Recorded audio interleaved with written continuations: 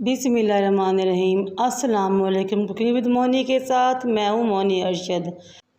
आपने अरवी गोश्त, अरवी चिकन, मसाले वाली अरवी और भुनी हुई अरवी तो बहुत तरीके से खाई और बनाई होगी, लेकिन आज मैं आपके लिए अरवी कीमे की रेसिपी लेके आई हूँ।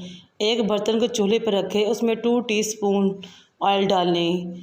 जब ऑयल गर्म हो जाए तो आपने अरवी लेनी है। मैंने आधा किलो अरवी ली, छीला, धोया, काट लिया और नमक लगा के 10 मिनट के लिए रख लिया ताकि इसकी तमाम लेस निकल जाए।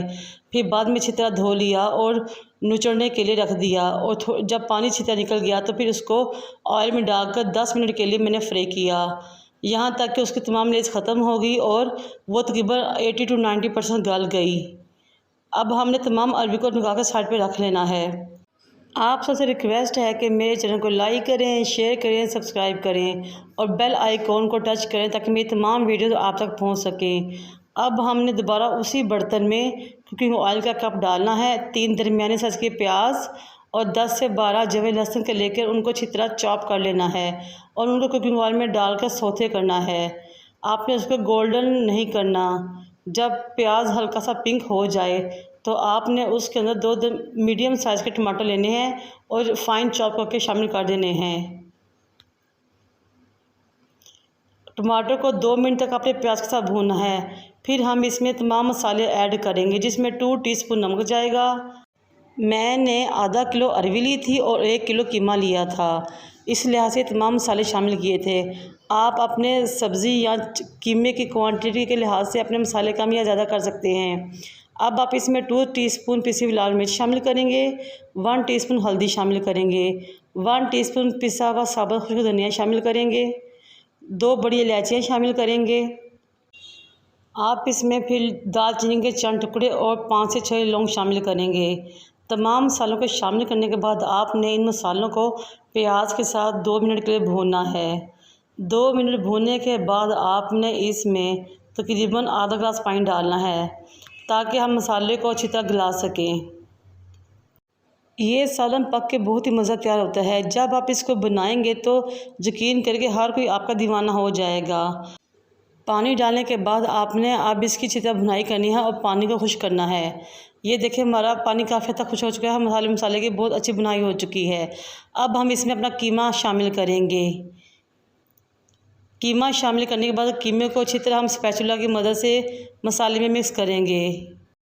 कीमा और अरवी का सालन इतना मज़ेदार और टेस्टी बनता है कि चाहे तो आप इसको रोटी के साथ खाएं या फिर नान के साथ या फिर चावलों के साथ खाएं। खाने का लुत्फ़ दुबाला हो जाएगा।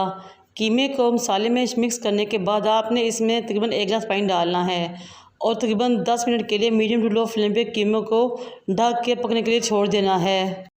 तकरीबन 10 मिनट तक हमने कीमे को मीडियम टू लो फ्लेम पर पकाया। ये देखिए काफ़ी हद तक पानी खुश्क हो चुका है और हमारा कीमा अच्छी तरह गल चुका है और अब हम कीमे की भुनाई कर रहे हैं। ये देखें माशाल्लाह माशाल्लाह कीमा कितना ज़्यादा खूबसूरत लग रहा है और इसने काफ़ी हद तक कुकिंग ऑयल छोड़ दिया है। अब हम इसमें 1.5 टीस्पून ज़ीरा शामिल करेंगे ताकि हम अच्छी तरह इसकी भुनाई कर सकें और इसको 2 मिनट के लिए पकाएंगे। ज़ीरा शामिल करने से खाने का जायका और टेस्ट और खुशबू बहुत ज़बरदस्त हो जाती है और ख़ास तौर पर जब भुनाई के टाइम पे डालें तो बहुत ही ज़बरदस्त जायका खुशबू आती है। अब ये देखिए हमारे कीमे ने ऑयल छोड़ दिया है। अब हमारा तकरीबन कीमा रेडी हो चुका है। अब हम इसमें अपनी अरवियाँ जो हमने फ्राई की थी वो डालेंगे। स्पैचुला की मदद से हम कीमे में अरवी को अच्छी तरह मिक्स करेंगे और इसमें भी थोड़ा सा पानी डालकर इसको कवर करके पकाएंगे। अगर आपने सालन बिल्कुल खुश्क खाना है तो आप इसमें थोड़ा पानी डाल लें, क्योंकि हमने अरवी को मुकम्मल तौर पर नहीं गलाया था, इसलिए अब हम इसमें थोड़ा सा पानी डालकर इसको गलने के लिए थोड़ी देर के लिए दम पे रख देंगे, तकरीबन 5 मिनट तक। और अगर आपने इसको थोड़ा पतला खाना है या आपकी मर्ज़ी है तो इसमें ज़्यादा पानी डाल सकते हैं।